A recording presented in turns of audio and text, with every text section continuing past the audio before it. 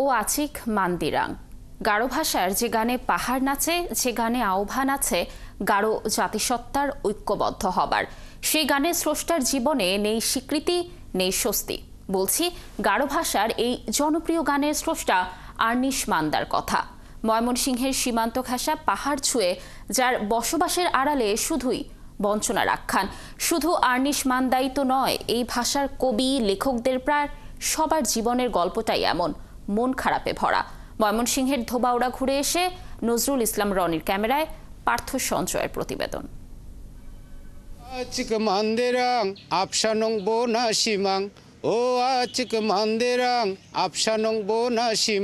গারো পাহাড়ের কোল হেসে ওঠে, ওঠে জেগে। ঘরের দাওয়ায় বসে আর্নিশ মান্দা তার লেখা সুরে সে গানখানি গাইছিলেন। গারো জাতিসত্তার কাছে তার এই সৃষ্টি জেগে আছে জাগরণের গান হয়ে। ও আচিক মান্দিরাং আপসানং বো নাসিমাং, মানে এই ধরনের গান, মানে এটাকে বোঝানো হয় যে যে আমাদের ও মানে আচিক জাতি গোষ্ঠী আর কি, তোমরা একসাথে এক হও। আমাদের চেতনাকে নাড়া দেয় আর কি, আমাদের হৃদয় নাড়া দেয়, এরকম একটা বিষয় নিয়ে লিখছে। হ্যাঁ, বাবা অবিনাশ বাজি ছিলেন সঙ্গীত শিল্পী। বেতারে সালগিতাল অনুষ্ঠানে গানও গাইতেন। বাবার কোলেই সুরের তালিম আর্নিশ মান্দার। রিয়াং জগনে বিয়া বিয়া মিছিগ দে শালনা বাতে চেংবাদ গোপাদে, এই ধরনের সুর। এটা হলো আমাদের তখনকার আমলে যে চিরিংনি গামে একটা সুর, ওটাকে বলে যে ঝর্ণার ছুটে চলার যে একটা সুর, সেই সুরে তিনি গানটা লিখেছিলেন। কোলে করে নিয়ে হারমোনিয়াম তবলা নিয়ে বসতেন, গান করতেন। তো এইভাবে ছোট সময় ওটুকুই আমি বাবার কাছ থেকে পেয়েছি। বাবার মতোই বেতারের সালগিতাল অনুষ্ঠানে ডাক পড়ে আর্নিশ মান্দারও। গারো ভাষার প্রথম অ্যালবামেও কাভার গান ও আচিক মান্দিরাং সহ 5টি গানই তার গাওয়া। সঞ্জীবদা বলল, ঠিক আছে, তাহলে তোমাকে নিয়ে একটা অ্যালবাম করতে চাই। তোমার গানের মূল সুরই থাকবে ও আচিক মান্দিরাং।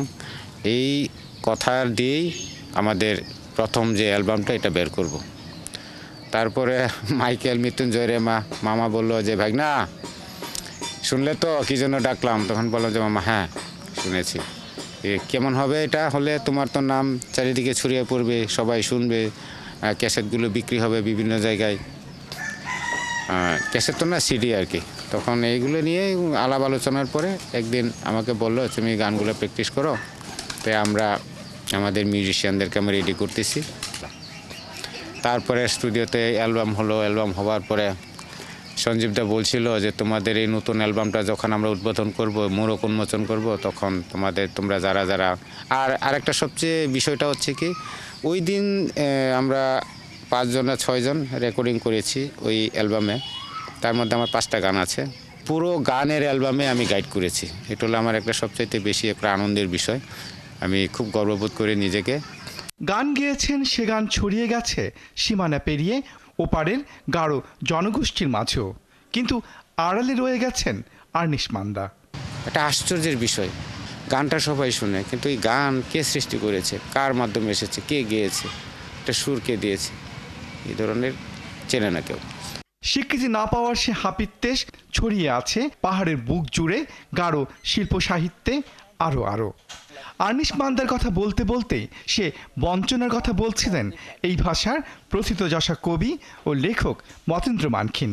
এবং এই বেচারিও জানে না যে তার গানটারে আরেকজনের নামে চলাইতেছে। আমার দাব তো এরকম হয়েছে। বলতে গেলে আমাদের বেশিরভাগ কবি লেখকদের অবস্থাই তো ভালো না।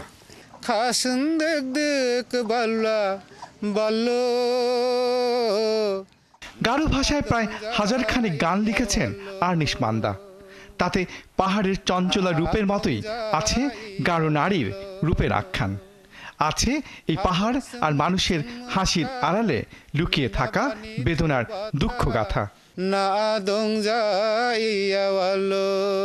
তবে গারো জীবনের বেদনার আখ্যান লেখা এই আর্নিশ মান্দার জীবনের ভার জানে না পাহাড়, জানে না এই অঞ্চলের অগ্রজ জনেরা। আর্নিশ মান্দা কষ্টে আছেন শুনে আসলে কষ্ট লাগলো, ভালো লাগলো না।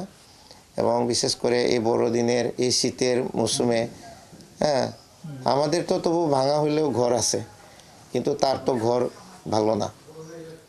আমি ছবিতে দেখেছি, আমি যাইনি তার বাড়িতে অবশ্য। তাই দুঃখ ঘোচে না আর্নিশ মান্দার। জীবনের ভার বইতে গিয়ে প্রায় নুব্জ এই সুরের মানুষটি। আমার স্ত্রীর নাম হচ্ছে স্মৃতি কক্সি। উনিও জব করতো, আমিও জব করতাম। মোটামুটি আমরা শহর জীবন আমাদের ভালো ছিল, কিন্তু এরই মাঝে যখন আমার স্ত্রী হঠাৎ করে স্ট্রোক করলো, স্ট্রোক করার পর থেকেই আমিও তার জন্য চিকিৎসা করে যা কিছু টাকা পয়সা ছিল সব কিছু আমরা শেষ করলাম। আমার শ্রম বলতে এখন আমার গায়ে জোর আছে, হাতুড়ি পিটাচ্ছি সকাল হলেই, ছেলে মেয়েদেরকে কোনো রকমভাবে ভরণ পোষণ দেয়। আক্ষেপ নিয়ে সহধর্মিনী স্মৃতি খোকসি বলছিলেন, সবাই আশ্বাস দেয় কিন্তু পাশে দাঁড়ায় না। আমি বলছিলাম যে তোমাকে আর গান লিখতে হবে না, গান গাইতে হবে না, আর গান করা লাগবে না। সুমদুম আবরি রং বাদং জাজো খাসা আসং রং বাগুমায়েংজো। আর্নিশ মান্দা কিংবা মতেন্দ্র মার্কিন কবিতা কিংবা সুরে গাঢ় জীবনে যে জীবনানন্দ বয়ে দিয়ে চলেছেন, তাদের জীবনের উল্টো পিঠে এমনই ঘরের জীর্ণ চালার মতোই বঞ্চনের উপাখ্যান। তাতে দায় নেই রাষ্ট্রের, দায় নেই সমাজের। পার্থ সঞ্জয়, ৭১, ধোবাউড়া,